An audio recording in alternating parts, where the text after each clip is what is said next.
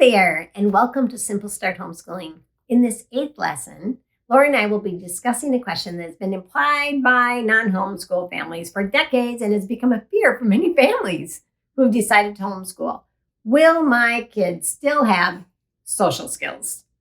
Whenever I met someone new growing up, one of the very first questions that I would be asked was, where do you go to school?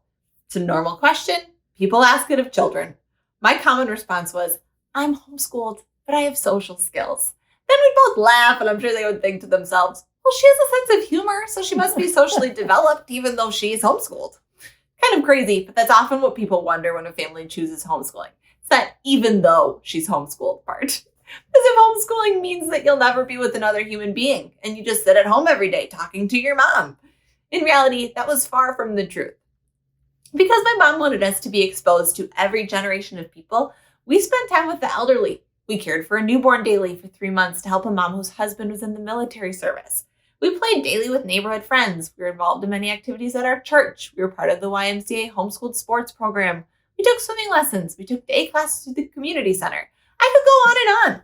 I developed strong social skills and now have my own successful business. I was set up for success through my homeschool education. That's a relief to hear her say that.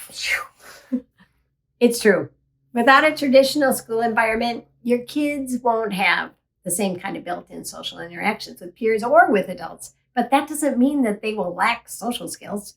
However, it does mean that you need to be intentional to help them develop their social skills and give them opportunities to build them. Our biggest recommendation here is to find community. Church, the community center, YMCA, a co-op, friends that are also homeschooling. Find some community. For our family, church had a lot of opportunities to connect. My mom was extremely intentional about rounding out our education. To just sit with books or a computer would get old, and so she was continually looking for the varieties of education to offer all of us.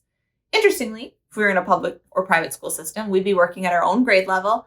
We wouldn't be with family members who were working at theirs. But with homeschooling, a family can all join in on many of the group education experiences. An art project or a science experiment, field trips, attending the arts. All grade levels joined together, and we enjoyed making those memories and learning together. So how do you develop social skills within your child? These are life lessons that need to be learned from you and may never really be learned appropriately elsewhere. Teaching your child to engage appropriately with others, teaching them how to ask open-ended questions. For example, Grandma comes to visit, and you encourage your child to sit near her and ask, Grandma, what fun thing is going on in your life? Or tell me about when you were little. You're teaching respect, kindness, friendly interaction. Speaking to others in a public situation, you can start in small ways by encouraging your child to greet the checkout clerk and say, how's your day? I remember my parents prepping us in the car before social events. What are questions you could ask so-and-so? What do you remember from the last time you saw them that you could ask them about again? What are some things going on in your life or activities that you're enjoying that you could share when someone asks you a question? What makes you interesting right now? The funny thing is, my husband and I still do that when we're going to an event or to someone else's house. Another important area of your social skills is learning verbal and nonverbal communication. How often does a parent need to tell one of their kids, move away from your brother or sister? Give them some space. Do you see the face that they're making while you're talking? Are they yawning or not engaged? Without explaining it, you're teaching them about nonverbal communication. There are countless learning opportunities for you to speak into. For example, you can talk about eye contact. Looking at someone's face when you speak is very important, and yet even for adults, we sometimes look all over the room instead of at the person. Yeah. It requires training to engage and look directly at someone. It's respectful and it's engaging. As your child grows up, teaching them to properly shake hands is also very important to some adults. Teach your child to look at an adult's face and firmly shake the adult's right hand with their right hand. Teach them the appropriate way to address adults, such as, this is Miss Laura. Develop listening ears. Many of us would rather talk than listen, but being a good listener is important and necessary for life. My parents taught us to ask other people questions about themselves. People generally love talking about themselves. They may never ask you a question back, But after talking to you, they'll leave the conversation thinking that it was a good one. Build friendships by inviting others to your home. This is back to practicing hospitality. It's a gift to invite people into your home. On this note, I'd like to mention that although we at our home be the gathering place, I was not the driver to bring or return kids back to their homes. I felt that if I was blessing another family by loving and caring for their children, they needed to bring their kids over and pick them up. That worked very well, having a very clear boundary. Another important social skill is to learn how to offer genuine compliments. I've got myself wondering why someone didn't mention my cute new dress at a special function, but did I remember to compliment anybody else? Genuine complimenting is a learned behavior in which we're selflessly not thinking about ourselves, but looking around and thinking of others.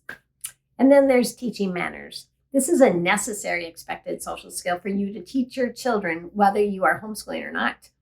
You can find a printable manners list below in our resources. You could take one a week and create a focus on one manner at a time, and then even do a weekend celebration of mastering the manner of the week.